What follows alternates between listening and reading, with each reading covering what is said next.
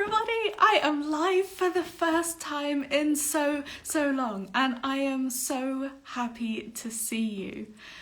So today I am having a conversation that I am so excited about, because I'm talking to someone called Alastair Budge, who is the podcast host of a podcast I really wanted to talk about, and the reason I reached out to him, which was English Learning for Curious Minds. Hi, Tiara. Hi. And so I reached out to him because I was just so sort of enraptured really by his mission, which was to make English learning as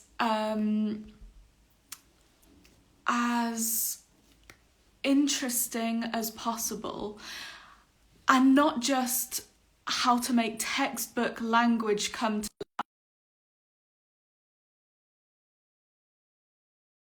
as early as possible in my language, in his case English. And so I really wanted him to come on and share his thoughts with you. Hi, how are you doing, Alastair? Thank you so much for coming. Very well indeed. Thanks for having me. I am so excited about this conversation, and I can't wait for my audience to meet you. I've been so looking forward to introducing you. Hi, Heidi.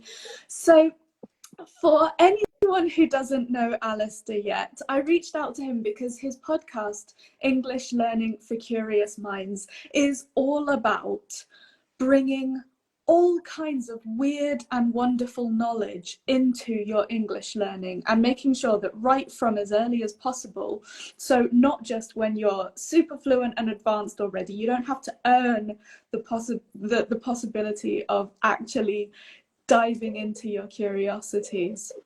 I mean, my goodness, Alastair, your topics included everything from the North Pole to the Kardashians, heaven and hell, FIFA.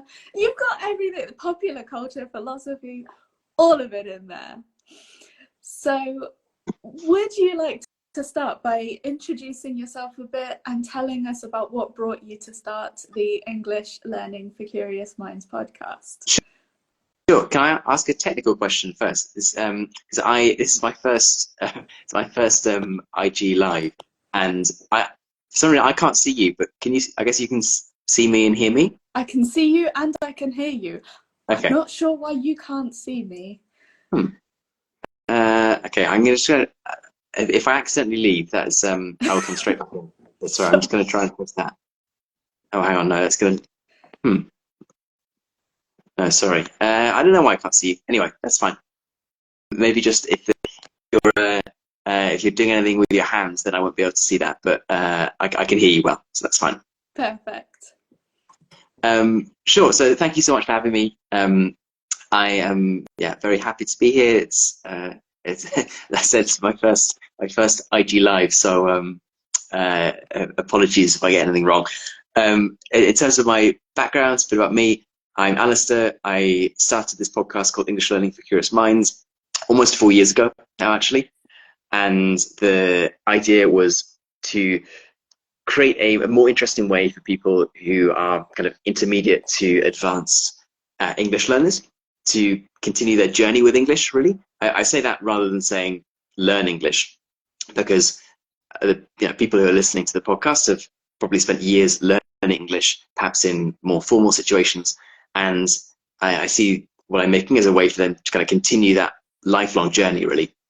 And I choose the topics based on what I think is interesting to me. So my background, I studied languages at university. I live in Malta, which is a place where lots of people come to study English.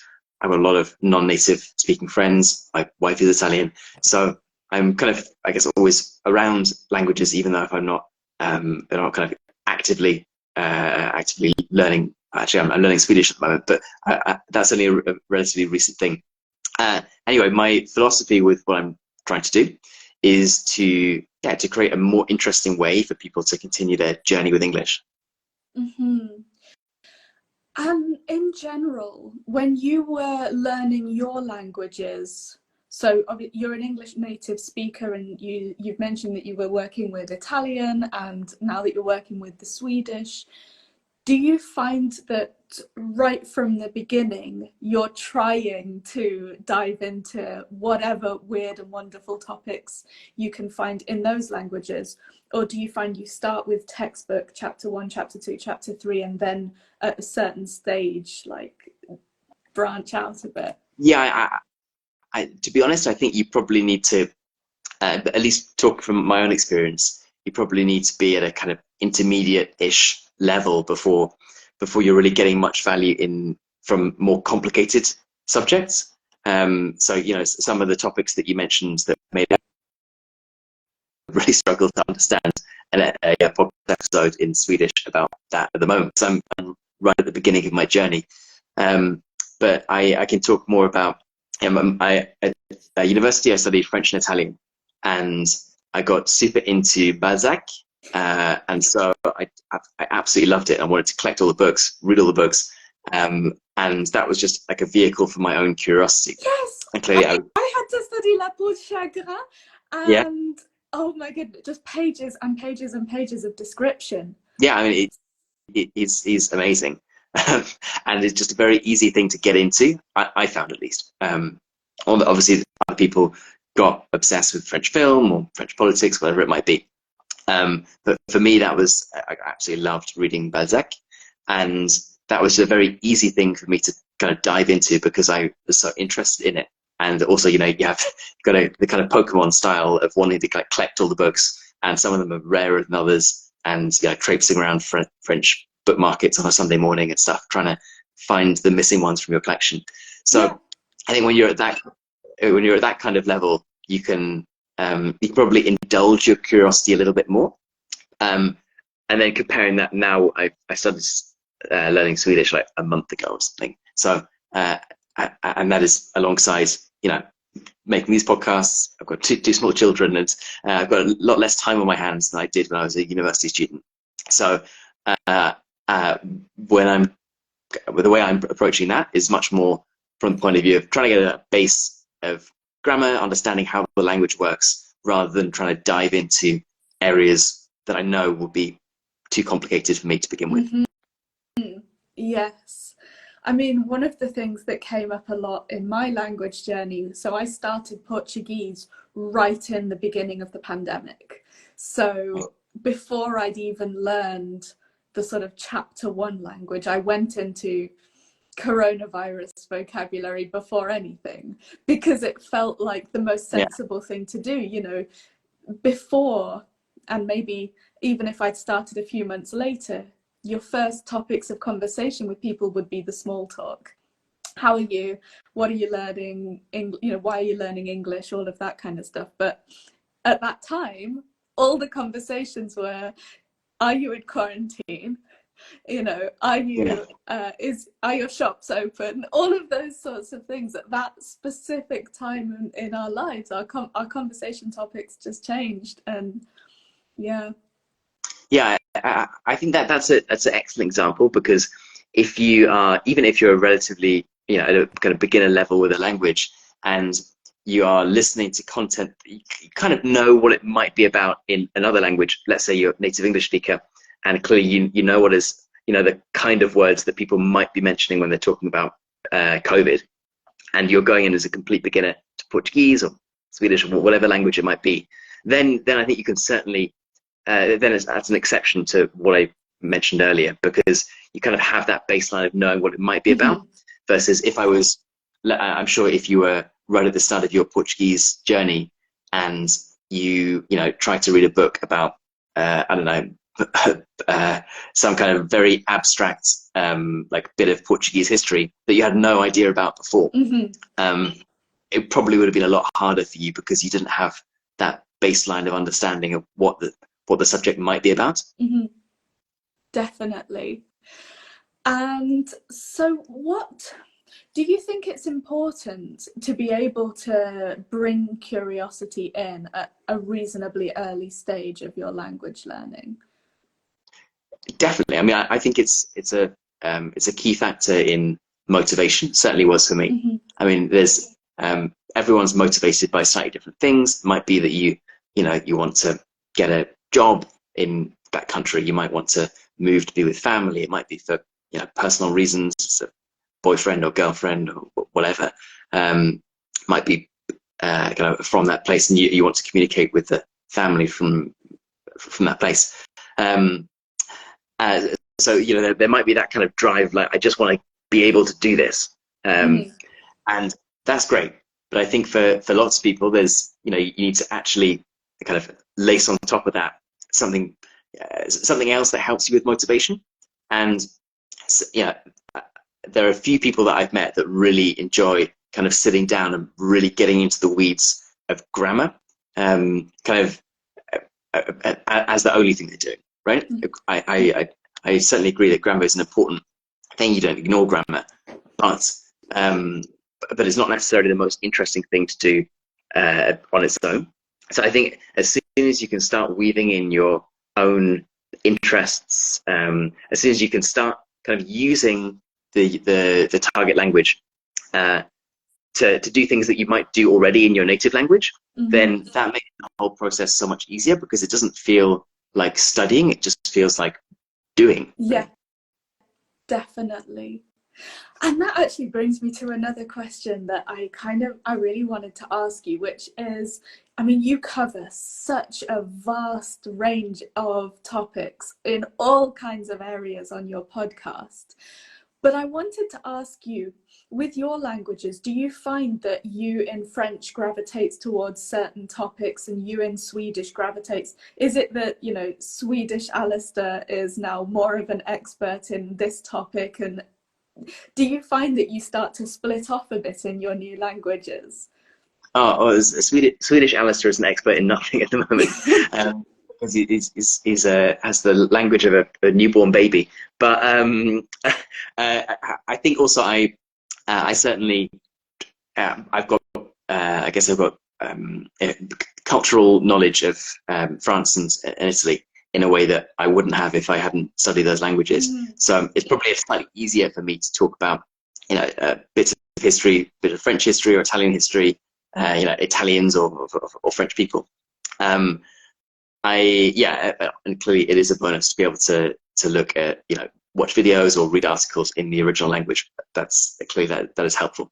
Does that answer your question? I feel like I've kind of sidestepped that one. It's genuinely whatever you're noticing, to be honest, because one of the things that I talk about a lot in the Language Confidence Project is how do I bring my whole self into my language? But of course, what you're doing is it's not just bringing your whole self, but it's how do I bring a whole load of knowledge that native language me doesn't have into my other language, which I thought was something really interesting. And I wondered if it would make a difference, to be honest, learning about things that native you knows nothing about in this other language. And so you almost I see what you mean. I mean, it's I think people really like it because also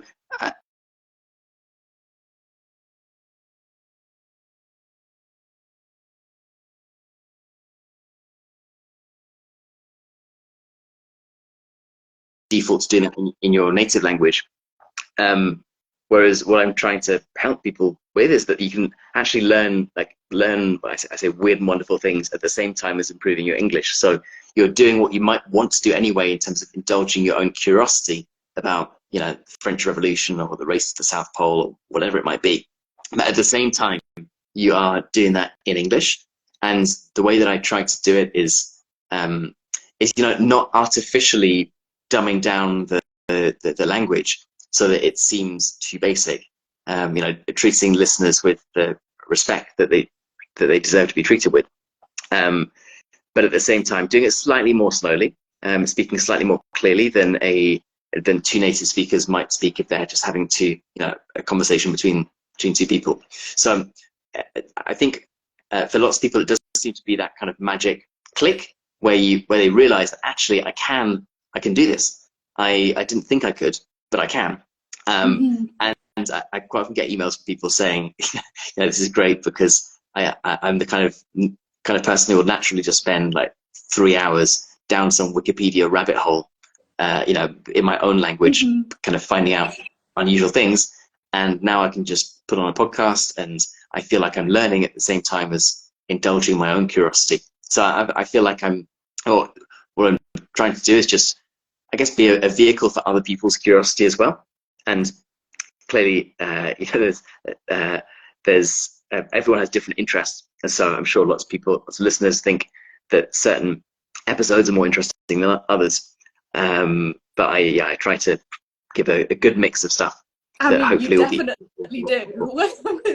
I was scrolling through the entire list thinking, which are the ones that I should sort of list in my introduction for you? Because, I mean, you have over 400 episodes, and there is just everything in there.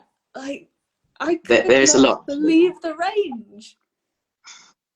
Yeah, I actually, I know this is maybe slightly off topic for what you wanted to talk about, but this morning I was trying to create a GPT, like custom GPT that will allow people to search through episodes, and you know, they can just type into ChatGPT, I want to learn about, I don't know, like a historical story that contains a strong female character that's under 20 minutes. And it'll like search through all the podcast episodes and find one that will be useful. I'm still working on that. I stopped doing that about 5 minutes before I joined this call. So maybe that will be released at some stage in the future. Yeah, back to it as soon as the live ends. And Heidi just says she loves the fact that you said you wanted to be a vehicle for other people's curiosity. She loves that. So okay. Thanks. So many people here. So the people that are listening are learning all kinds of languages. Some of them are English native speakers. Some of them are natives of other languages, but learning through English. And I think so many of us at different points in our journey have really wanted to sort of break away from my textbook topics and think, how do I bring content in a way that is really varied and is the stuff that I would naturally be gravitating to in my own language. And that conversation that I've had so many times of, how do I know if I'm just procrastinating by going down these rabbit holes, and the sort of the power that comes from realizing that actually you're not just easily distracted. That can be your biggest sort of like tool in learning your language. It's really quite amazing. Yeah. I think if you're, I mean, people like to be incredibly regimented with learning anything, you know, having a very specific, you know, on Monday I'm going to do this, Tuesday I'm going to do that, or whatever. And clearly that is a great approach for some people, but I think just allowing you to be like guided by your own curiosity to explore different things in the language that you're trying to learn, that can be a great thing, because you know you're focusing on something you're interested in. You're not just kind of mindlessly thinking, right, today it's chapter 2, or today it's you know, vocabulary related to a particular thing. You're actually using the language in a much more useful way, in my opinion. And I think that's very helpful in terms of like vocabulary recall. And it's just much more interesting, much more interesting way to learn, for me at least. And what I'm trying to do with the podcast is just create that so that other people can have access to the resource that I wish that had existed when I was at university. Definitely. And so I wanted to ask a question on behalf of some of the people here who are learning languages that don't have a lot of resources for learners. If you are in the sort of early intermediate stages of a language where there isn't that much that's tailor-made for non-native speakers, how would you advise them to start indulging their interests in their language?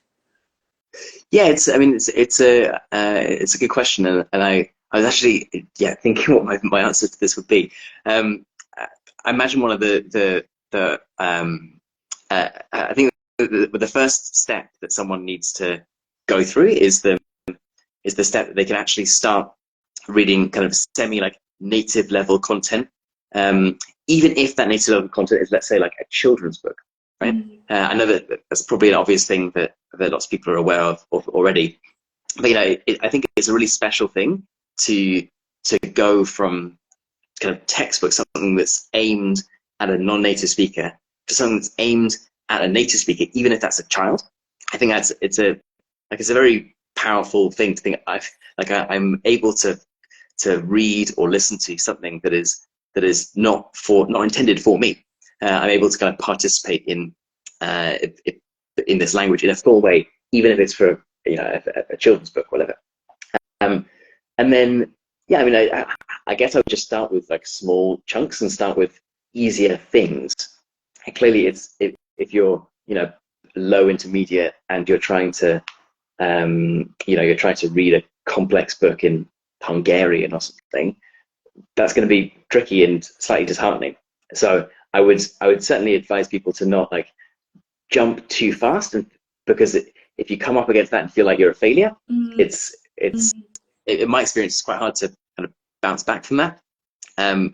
So I don't know, have a mixture between kind of keeping the like endorphins flowing with stuff that is slightly easier to understand. That maybe that's like children's literature, maybe it's like slower cartoons, stuff like that. That you can sort of you can listen, watch, or read, and think like, okay, this is great. I'm able to do this. I wasn't able to do this 3 months ago or 6 months ago or whatever it might be, and mix that up with more content based, like targeted at learners. So that's more like helping you develop your language skills.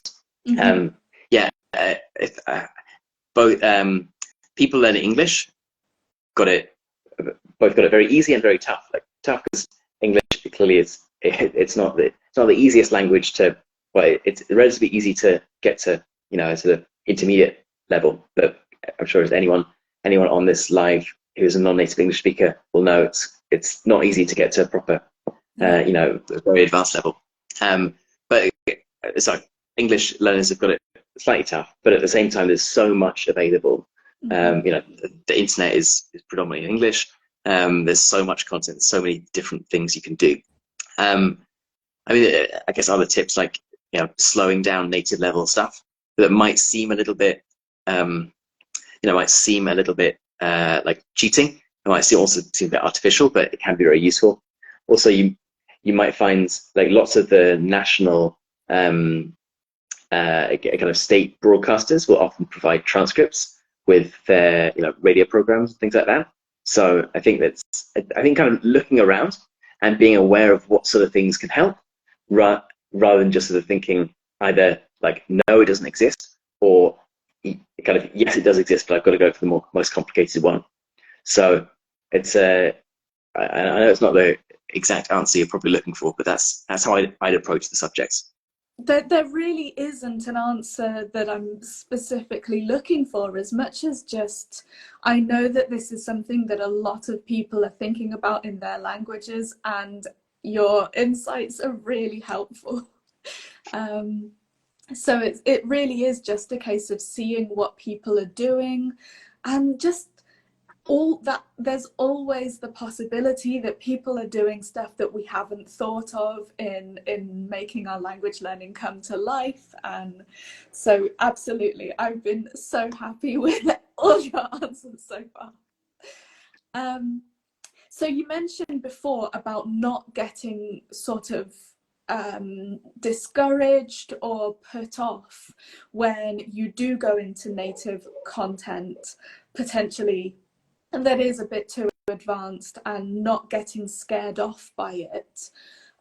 In general, do you find that it's better to start with children's content, or do you find it depends on the topic? Because, for example, I know that in Romance languages, lots of scientific vocabulary is very similar to English, but children's vocabulary, like, I don't know, bugs and fairies and all that stuff might be less so.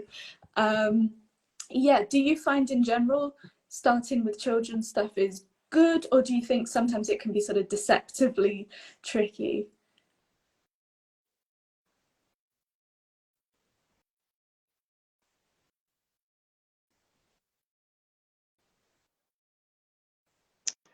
Oh, we just for a minute, but I think I got the question. Was it kind of where to start? Children's literature or some the question? Yeah. Should my first thought be go to stuff that's been made for children? I think that's one option. I think you raised another very good option at the start, which is kind of news, current affairs type stuff. And I think that could be an excellent option as well. You know, as you correctly pointed out, lots of the lots of the words and the vocabulary in children's literature about dragons and swords and fairies and things that people don't really come across when they go into the adult world. The reason I mentioned it was because I think it's just it's a very motivating thing to be able to understand something that is a native level piece of content. But the other thing that I think is great is what you mentioned before, which is news content, like current affairs based stuff. And that's great because if you're keeping up with the news in your native language or in a language that you understand better, that you've got a higher level in, then you kind of already know what will be covered. So you kind of got that. You sort of got like the translation before you hear the original. You see what I mean? You've got the translation in terms of the general sense. Mm-hmm. The nice thing about that is that you've got the kind of you've got the written version in terms of you can obviously consult a newspaper, magazine, whatever. You could probably listen to podcasts. You can watch the news. So I think that can be a very good option too, because you've got different ways of consuming that kind of content. So Mm-hmm. I wouldn't necessarily say default to children's books. The reason I mentioned it was just because it's one thing that I find quite motivating. Mm-hmm. Definitely.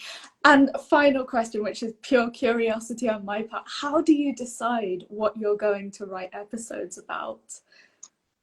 I get this question quite a lot, actually. I thought you might. Yeah, it's there really is no kind of grand science or kind of logic that goes into it. It's more that I've got a huge list. I think I got like 500 or 1,000 or something topics that I want to cover, and I just continue to add to that as I find someone suggests something or I find something that I think could be interesting. And I'm always careful to try not to like lump similar subjects all together. Sometimes I'll kind of, if there's something that I think is a difficult story to do justice to in 20 minutes, I'll spread that out over 2 or even 3 episodes into a little mini series. But I try to space out the political or economic or ones about like the UK over different weeks. So lots of people ask me, firstly how are you how do you come up with the episodes, and secondly, like what was I going to say? Sorry, someone just came to my room. Firstly, how do you come up with the episodes, and are you not going to run out of ideas of topics? But no, there's no shortage of topics at all. There's I've got a huge big list, and I'm going to keep on plowing through them. I mean, it is so impressive, and congratulations on your, let's just see exactly how many. I know it was over 400. 417 episodes as of the day before yesterday. Yeah. Today is Thursday. It's going to be 418 tomorrow. Yeah, I do 2 a week. That's just incredible. And so, is there anything else that you would like to share regarding anything we've talked about today? Anything I haven't asked you about yet? I don't think in particular. I mean, if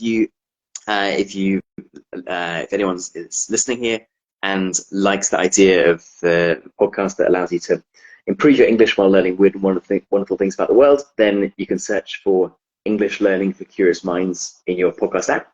And if you just want to kind of learn my thoughts about language learning, we've got lots of different blogs and guides on our blog, which is at leonardoenglish.com. So I'd love people to go and check those out. And of course, if you've got any questions, if you've got any feedback or questions, whatever, then you can, people could see the Instagram handle here, or you can email just hi@leonardoenglish.com, and that will come straight to me. And I'll be more than happy to hear from anyone who is listening.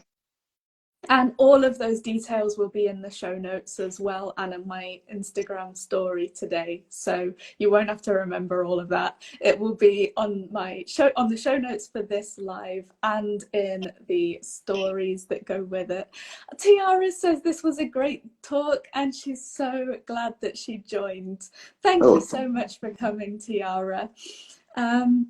Well, in that case, I think I'm going to wrap this live up, but thank you so much for agreeing to talk to us. I was so excited when I discovered your podcast, and I just thought, we need to have a conversation. So thank you so much for saying yes, and for being so generous with your thoughts and your experiences so far with your language learning. And good luck with your Swedish as well. Thank you very much. Well, it was a pleasure to be here, and thank you for asking me to come on. Bye, everybody. Oh, and Heidi says very interesting and informational and inspiring. That is excellent. so nice. That's very nice. Very nice of you to say. Bye, everybody. Thank you for coming. Thank you so much. Bye.